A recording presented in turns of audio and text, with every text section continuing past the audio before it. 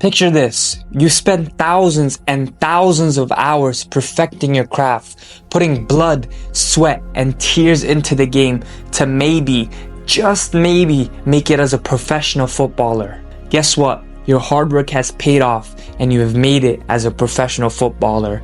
Thousands of fans are playfully dubbing you as the next Messi. Sponsorship deals are pouring in. You're earning millions annually, cruising around in supercars like Ferraris and Lamborghinis, truly living the dream. Now that you've gotten what you wanted your whole entire life, how much would you gamble to earn even more money? Would you risk your entire football career, risking losing all your sponsorship, jeopardize your ability to return to your own country? Would you risk imprisonment? I'm sure all of you would answer no to each of these questions, but there was one individual who faced these exact dilemmas and chose to risk it all. He went from being Europe's brightest talents, earning the nickname Pro Messi, clinching Player of the Year awards, rumored to big money moves to Liverpool, and topping goal-scoring charts, to falling into a life of crime. He was involved in numerous investigations, faced charges of attempted murder, and was accused of smuggling 4,000 kilograms of cocaine. Ultimately, he was forced to flee his homeland, abandoning his career to live in exile in Moscow. This is the story of Quincy Promes. Promes grew up in a challenging neighborhood. However, it was on these streets that he honed his skills. His raw talent soon caught the attention of local scouts. In 2002, he joined AJAX's youth academy. Let's just say he was always somewhat troublesome. By the age of 10, he was regularly skipping class. While it wasn't the worst thing, if you're using your time wisely, that wasn't the case here. By 16, despite being one of AJAX's promising young talents, his behavior led to expulsion from their academy. We never got a detailed explanation of his misconduct, but Promes admitted, "I was never an easy boy to deal with. I didn't know what it took to reach the top. I thrived on chaos and I never held my tongue." Despite his tough exterior, he confessed that he broke down in tears once he got home. It was only his mother's encouragement that kept him from quitting football altogether, as he believed his career was over without AJAX. He couldn't have been more wrong. After leaving AJAX, he joined Haarlem. Though it was a second-tier club that folded by 2010, he quickly moved to 20, another top club in the country. By his third year, he signed his first professional contract, made his debut, and soon was loaned to Go Ahead Eagles in the second division. It wasn't top-flight football, but for someone who thought he'd end up with a regular job 3 years prior, it was an incredible comeback. Things got even better at his new club, under the guidance of a 43-year-old rookie manager named Erik Ten Hag, who was in his first senior job after a modest playing career. Ten Hag worked his magic, leading Promes to a remarkable season with 17 goals and 11 assists. He quickly became a fan favorite, earning the nickname Pro Messi, and helping the club to a 6th place finish and a spot in the promotions playoff. Promes contributed 3 goals and an assist, helping the Go Ahead Eagles secure a promotion after nearly a decade in the second tier.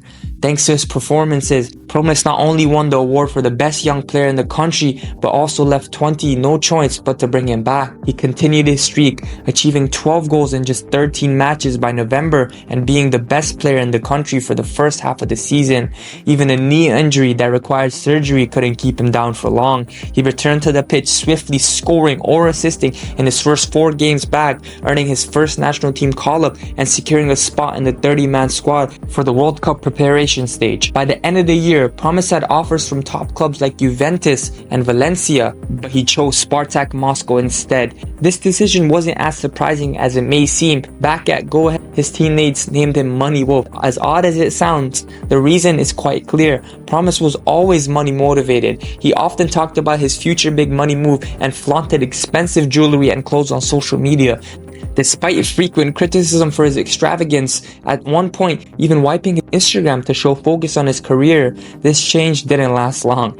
The move to Spartak led many to doubt him, especially after an underwhelming first season with 13 goals and 5 assists. Despite this, he still won the club's Best Player award and had to deny rumors of leaving. Fortunately, he stayed and significantly improved the following season. He was named Player of the Month in August, September, October, and November, and then went on a career-high streak with 18 goal contributions in his 18 matches. This drew interest from Inter Milan and Liverpool, but Promes surprised everyone by renewing his contract for even more money.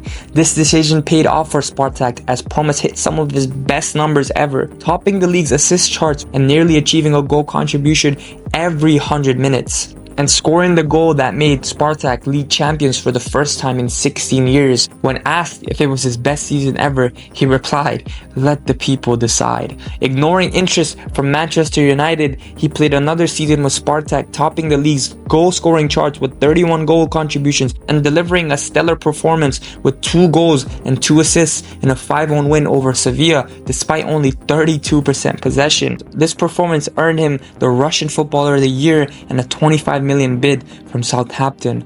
Although he initially stayed, after Spartak missed out on the Champions League playoffs, he finally moved to Sevilla, who were impressed by his previous performances, making Spartak's biggest ever sale. However, it must be said that the transfer to Sevilla was a disaster. The club's overly defensive style of play, numerous managerial changes, and their insistence on playing Promes in various positions, at one point even as a left back, resulting in him barely scoring any goals that season. After just 1 year, he left the club and returned to the manager who significantly shaped his career, rejoining Ten Hag at Ajax. Despite his market value plummeting after such a disappointing season, Promes surprised everyone by bouncing back impressively in his first 14 league games. He scored 10 goals and provided 3 assists.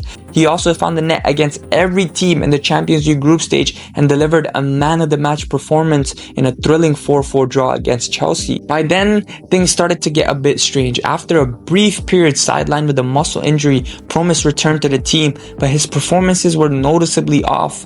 Shortly after, he faced another injury spell and ended the season with just 6 goals in 28 matches, his worst tally since joining Spartak in 2015. However, not much attention was paid to this due to the COVID-19 pandemic, which had halted most team activities. Yet, during this pause, Promes found himself with too much free time, and that's when things began to unravel. In the summer of 2020, Promes hosted a huge party at his family's warehouse, which was illegal at the time.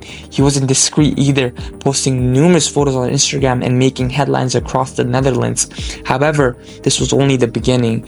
As the party went on, people got drunk, tensions escalated, eventually a conflict erupted, and Promes ended up stabbing his cousin in the knee. For a few months, everyone was either too scared or too intoxicated to speak up. By the end of the year, Promes was under police investigation and was arrested in December. He was banned from leaving the Netherlands, losing out on potential transfer and staying at Ajax. Initially, things seemed okay. He was still starting and scoring, but soon it all fell apart. He was benched, missed matches without clear reasons, and the rumors kept growing. Eventually, Ajax had no choice but to sell him back to Spartak for nearly half the price they had paid 2 years earlier. Then everything blew up. First, it was revealed that Promes' cousin had required surgery following the stabbing. Promes missed the first 2 months of the season, and by the end of the summer, he had managed to score again, but sustained another knee injury before the match ended. Following surgery, he spent 4 months on the sideline, playing fewer than 5 games for the season. As he rejoined Spartak, he had faced his trials and things worsened. Dutch police had tapped his phone, revealing his confession to the stabbing and uncovering even more illicit activities. While Promes had always flaunted a flashy lifestyle on social media, few knew how he funded it.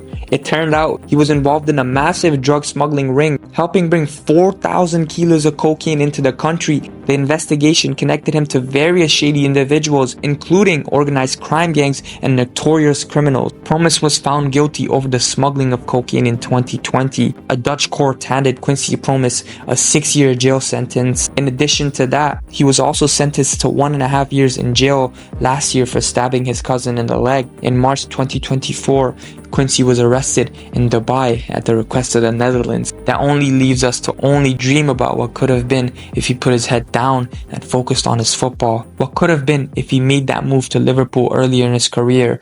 Unfortunately, we will never know.